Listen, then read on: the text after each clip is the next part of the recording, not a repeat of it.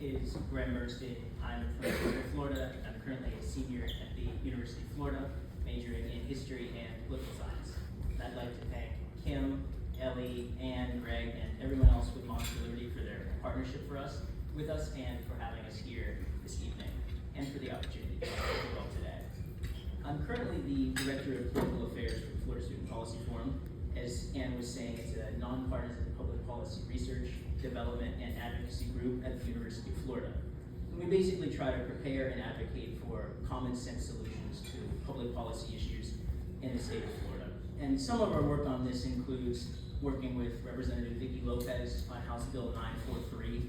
We designed language to basically try to expedite Florida's foreclosure process so that abandoned residential properties don't just sit and be left to rot, but rather can be moved through the foreclosure process so that families can access them and accomplish the American dream of home ownership.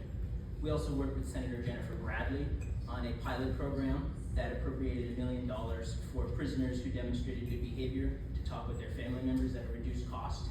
And the overall idea of this was to save the families of the incarcerated money, since family members, not prisoners, pay for phone access, and to reduce taxpayer expenditures on reincarceration by keeping prisoners better connected with the outside world so that they can successfully re-enter society.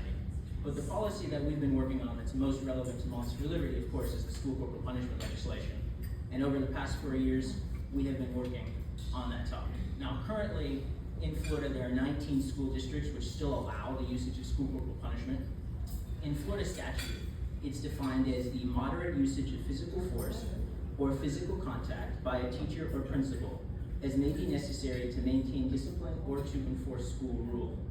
These school districts, like Ann said, they're primarily in the Panhandle. Some of them are in the Florida heartland. And they implement school corporal punishment in the form of hitting students with a wooden paddle. Now, during this 2023 to 2024 school year, there were 516 students who experienced the school corporal punishment. Now, of course, right, we're speaking to Moms for Liberty, the defenders of parental rights, and the most glaring issue to us with regard to this is that there's nothing in state statute which gives parents a parental right to say no to the usage of school corporal punishment on their children. These statutes do not even mandate that parents be given an explanation as to why the school corporal punishment was used on their children in the first place. Parents have to go and request one. So you can imagine a situation where your kid comes home at the end of the day and says, right, I was paddled by the principal. Mother never wanted anything to do with that. Father was never asked about that. This happens anyway. As you might imagine, right, this deficiency in Florida statutes has contributed to some scandalous and high-profile violations of parental rights over the last few years. As an example, in 2011, a Levy County preschooler with asthma was corporally punished, left with welts on his body, and suffered an asthma attack that sent him to the hospital because he was hyperventilating because he was having an emotional reaction to being corporally punished. And his mother never agreed to this. But the principal of the school says, look, Florida statute doesn't give parents a right to say, I don't want this to happen to my kid. There's nothing you can do about that in this instance.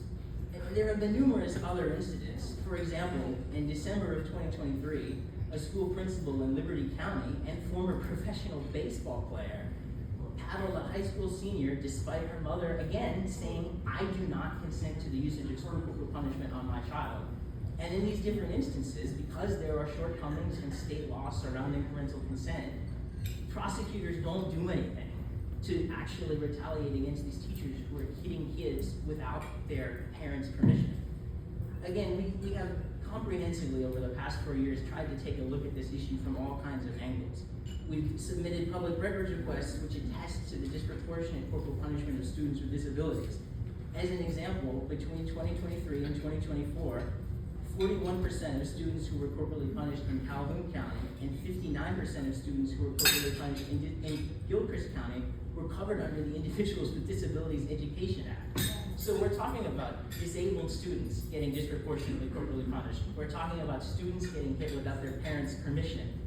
And we're talking about corporal punishment often happening in the schools for minor reasons.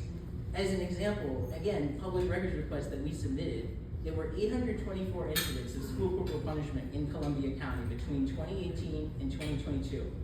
84% of those instances were for things like students using inappropriate language or using electronic devices during class. Only 13% of those were for kids hitting other kids in the classroom. So again, we're not talking about parents' wishes being valued in any of these situations because there is a shortcoming in state law surrounding this. So when we partnered with Moms for Liberty, our primary goal was to ensure that parents are actually valued as it concerns the usage of physical force, which is an inherently personal act to inflict upon a child. We wanted to ensure that parents' rights were valued in this process. And again, we're talking about physical force being inflicted without parental consent. And out of the 18 states that still allow school corporal punishment, 12 of those, including Georgia and Texas, have protections for parental rights. And out of those 18 states that still allow school corporal punishment, 13 of those have protections for disabled students. Florida doesn't have anything like that.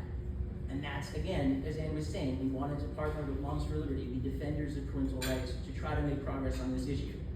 And this year, thanks to Representative Trabolsi and Senator Kalachi, we were able to get protections for parental rights into their bills, House Bill 1255 and Senate Bill 1618.